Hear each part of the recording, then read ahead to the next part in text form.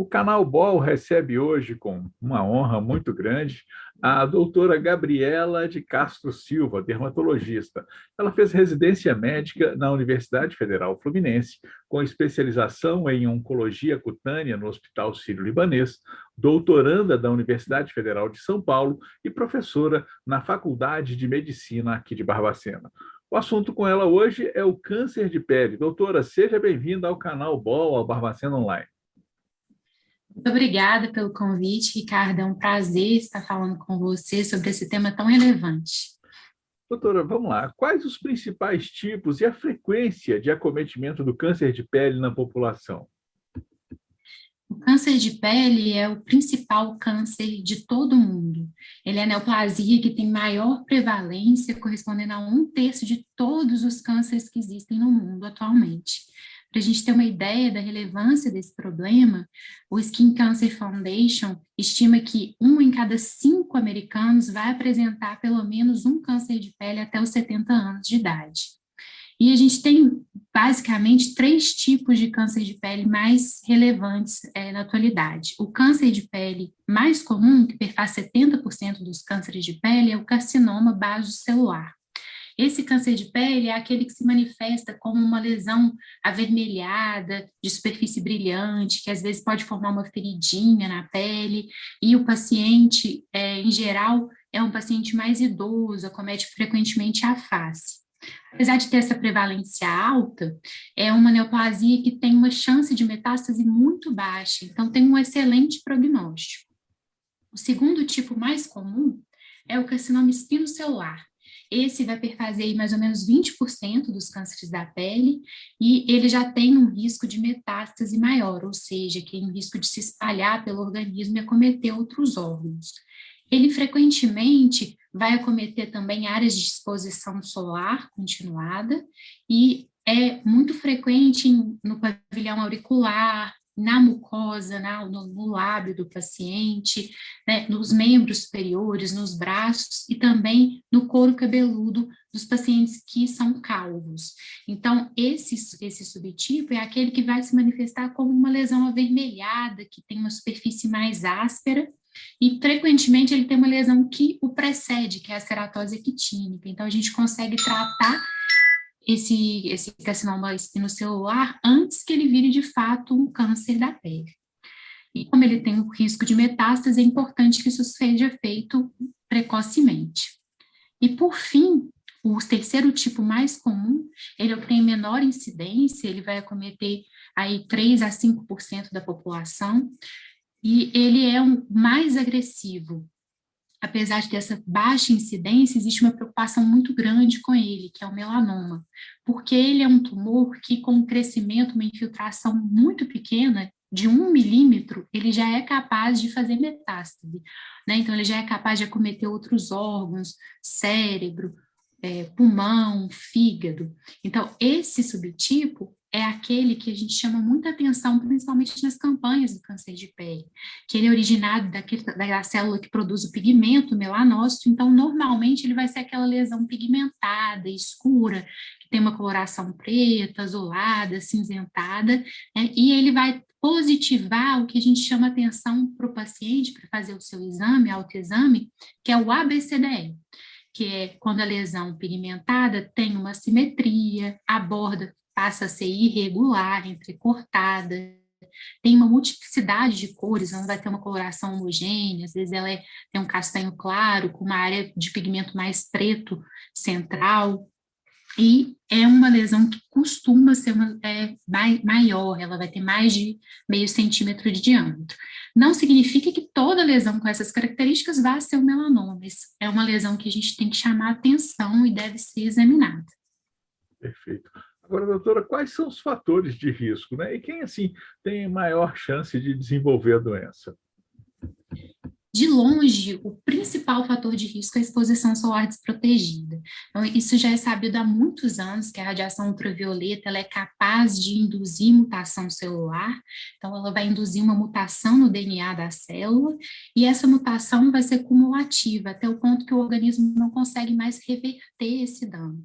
E aí a célula começa a se multiplicar e sem uma limitação, e o tumor, a neoplasia, se estabelece. Então, o principal fator de risco é se expor ao sol sem proteção, sem usar o protetor solar, sem fazer uso também de mecanismos físicos de proteção, como chapéu, boné, camisa, óculos de sol. Então, esse é o principal fator de risco. Mas existem fatores de risco que são intrínsecos, que a gente herda geneticamente, né? E esse fator principal é o paciente de pele muito clara. Então, pacientes loiros, pacientes ruivos, que têm olho claro, é um paciente que tem maior risco de desenvolver o câncer da pele, porque tem menor proteção, naturalmente, desse DNA, por ter menos melanina. Outro fator de risco relevante é o paciente que tem múltiplas pintas, aqueles sinais da pele. Então, o paciente que tem mais de 50 sinais é um paciente que vai ter maior risco. Pacientes com sardas também são pacientes de maior risco, e os pacientes que têm mais de 5 lesões, que são aquelas lesões que eu falei anteriormente, que positivam o ABCDE, que são lesões diferentes, assimétricas, né? E, por fim, o paciente que tem história pessoal, o paciente que já teve o câncer de pele ou história na família do câncer da pele. Esses pacientes, eles têm que estar sempre sob vigilância, ter um exame completo da pele realizado por um dermatologista, para a gente poder fazer o diagnóstico e a prevenção da doença. Doutora Gabriela, veja bem, até algumas medidas de prevenção já foram mencionadas, né? A questão de usar um boné, um chapéu, manter, né, ficar de camisa e tudo, mas existem mais algumas medidas de prevenção também que podem ser adotadas? Mais alguma coisa que seria, né, para se sugerir aí aos pacientes? Isso. Além dessas medidas que a gente mencionou, é importante que o protetor solar utilizado, ele seja com um fator de proteção superior a 30, né, que o paciente aplique, reaplique o protetor. É muito comum a gente, por exemplo, quando usar o protetor solar só quando vai à praia, ou quando vai ter uma exposição direta ao sol, né, sendo que isso tem que ser um hábito diário. Todo dia a gente deve aplicar o protetor naquela área que estiver exposta ao sol diretamente, e reaplicar o protetor pelo menos uma vez ao dia. O ideal preconizado pela literatura é a cada 2 horas, o que é meio inviável na prática, né? Então, o que a gente preconiza é que o paciente pelo menos aplique na hora do almoço, reaplique esse protetor solar, associando o hábito de usar o protetor ao hábito de escovar o dente, né, para facilitar. Além disso, esses pacientes com maior risco de neoplasia, de câncer, que a gente mencionou anteriormente, devem ser avaliados por um especialista, e existe um exame específico atualmente, que é uma tecnologia agregada ao exame físico, que é a dermatoscopia. A dermatoscopia, ela foi desenvolvida lá em 1987 e, ao longo desses 34 anos, ela ganhou muito na questão da inteligência artificial até. Então, é uma coisa que auxilia muito a gente no acompanhamento desses pacientes. Existem 2 modalidades. A dermatoscopia manual, que o dermatoscópio, a gente faz uma analogia, que é o estetoscópio do clínico, é o dermatoscópio para o dermatologista. Esse manual a gente utiliza no nosso exame diário, rotineiro. Todos os pacientes que a gente examina, a gente costuma usar o dermatoscópio, e ele permite que a gente amplie a lesão em 10 vezes e consiga ver estruturas que a gente não consegue ver a olho nu. E a dermatoscopia digital, essa já é uma tecnologia mais avançada, ela é realizada com um aparelho chamado PhotoFind, de tecnologia alemã, e esse dermatoscópio digital, ele faz uma ampliação de 140 vezes da lesão. Então, ele permite que a gente visualize estruturas que não são visualizadas com a dermatoscopia manual. Além disso, ele tem um software que permite o armazenamento das imagens e a análise comparativa. O que significa isso, Ricardo? A gente vai pegar o paciente que tem maior risco, naquele paciente às vezes tem 100, 200 lesões, faz uma fotografia de todo o corpo do paciente, então toda a superfície do corpo é examinada, e cada lesão é fotografada e realizada a dermatoscopia. Essas imagens ficam todas armazenadas, a gente vai fazer uma análise de estrutura por estrutura de cada lesão, e periodicamente, em geral, a cada 6 meses a 1 ano, esse paciente vai retornar e a gente vai fazer a análise comparativa. Vou colocar lado a lado a foto da dermatoscopia de cada lesão e avaliar se houve ganho de estrutura, se essa lesão modificou. Qual que é a vantagem disso? Com isso, eu vou conseguir identificar a mudança da lesão, aquela lesão que está se transformando num câncer, de uma maneira muito precoce. Como eu falei anteriormente, o melanoma é um câncer que, com 1 milímetro de infiltração, ele já é capaz de dar metástase. Então, isso é fundamental, porque eu transformo uma neoplasia que pode levar o paciente ao óbito numa neoplasia potencialmente curável, né? Esse paciente vai só excisar a lesão e não vai precisar de fazer outras terapias, como quimioterapia, radioterapia. Agora, doutora, eu queria mais um pouquinho de informação sobre essa dermatoscopia digital. Conta mais algum detalhe para a gente, por favor. Já percebi que o negócio é fantástico, né? Aumenta 140 vezes, dá para se Isso. perceber, né? Parece que é uma novidade, né? É uma situação nova que traz mais qualidade, até para poder esse exame ser feito, essa análise feita pelo profissional, mas com um equipamento bem mais com mais propriedade, com certeza. Isso. Essa tecnologia, ela é desenvolvida por esse grupo, pelo PhotoFinder. Existem outros aparelhos, mas o PhotoFinder ele tem um compromisso com a ciência, com a medicina baseada em evidência, e eles fazem um treinamento muito grande dos profissionais que utilizam a tecnologia. Então, além do aparelho, ele tem uma questão do examinador, porque existe uma inteligência artificial que nos auxilia na identificação dessas estruturas, mas a gente precisa de um treinamento muito grande, o tempo de estudo é muito amplo para a gente poder examinar, é uma técnica examinador dependente. E aí é um exame demorado, você pode imaginar que o paciente, ele vai ao consultório e a gente tem que examinar toda a superfície da pele. A pele é o maior órgão do corpo humano. Então, é um exame que a gente fica, em geral, 1 hora, 1 hora e meia, dependendo do número de lesões que o paciente possui. Felizmente, normalmente é 1 vez por ano, então os pacientes têm que me suportar 1 vez por ano, só esse tempo todo.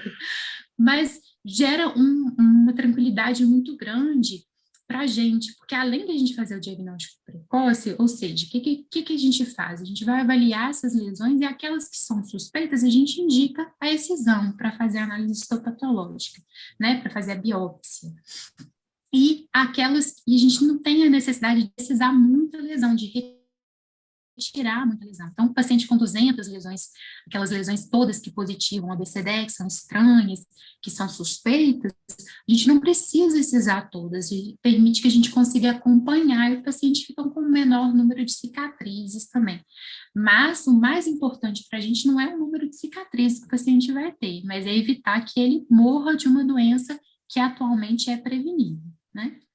Agora, todo Então, paciente é pode fazer esse basicamente exame? isso. Todo mundo pode Todo, fazer o exame? Ou todo existe mundo. algum tipo de restrição? Não, esse exame, ele não tem nenhuma restrição, não tem nenhuma radiação, é um exame que o paciente pode, qualquer paciente pode fazer, grávidas, pacientes idosos, né? A indicação do exame é justamente aquele paciente de maior risco, mas é um exame que qualquer pessoa pode fazer, né? Mesmo Não tem aqueles, nenhuma restrição. algum que, por exemplo, já tenha tido problemas com câncer de pele, esse também pode fazer, não tem nenhuma restrição, não passa nada por isso. Exatamente. Não, esse paciente, ele deve fazer, né? O paciente que já teve câncer de pele, ele é um paciente de muito alto risco. O paciente que já teve câncer de pele, por exemplo, o paciente que teve um melanoma, ele tem uma chance 2 vezes maior do que as outras pessoas da população geral de ter outro melanoma. Então, é muito importante que o paciente com câncer de pele seja submetido a esse exame. Aqueles com história familiar também, né? O paciente que tem na família o câncer de pele com muita incidência, e os pacientes que são muito claros, né, que têm muitas lesões. Então, esses pacientes, porque parece bobo, mas vamos supor, paciente com 100 pintas, com 100 sinais na pele, ele passa por uma consulta com o dermatologista clínico e a gente avalia todas as lesões. Mas quando ele retorna, eu não consigo lembrar, por exemplo, 4 lesões no ombro. Se uma cresceu, qual que modificou? É impossível isso. Então, através dessa tecnologia, eu consigo ter um acompanhamento muito fidedigno e até microestrutural, né? O que vai permitir esse diagnóstico bem precoce. Muito bom, perfeito. Né, esse sistema digital, com toda essa situação, realmente melhora a qualidade do trabalho do profissional em termos de diagnosticar a situação. Muito bom, doutora. Queria muito agradecer a sua participação conosco aqui no canal BOL, oportunidade de esclarecer um pouco mais sobre a saúde para a população de Barbacena. Muito obrigado, doutora. Foi um prazer. Obrigada, Ricardo. Canal BOL, aqui tem conteúdo de qualidade. Só um instantinho, doutora. Tá ok. Preciso parar a gravação. Olá, o Barbacena Online convida você para participar de nosso canal. É muito fácil, curta o vídeo, clique no botão de se inscrever aqui embaixo e no sininho para receber notificações sempre que tivermos um novo vídeo. Aqui tem conteúdo de qualidade.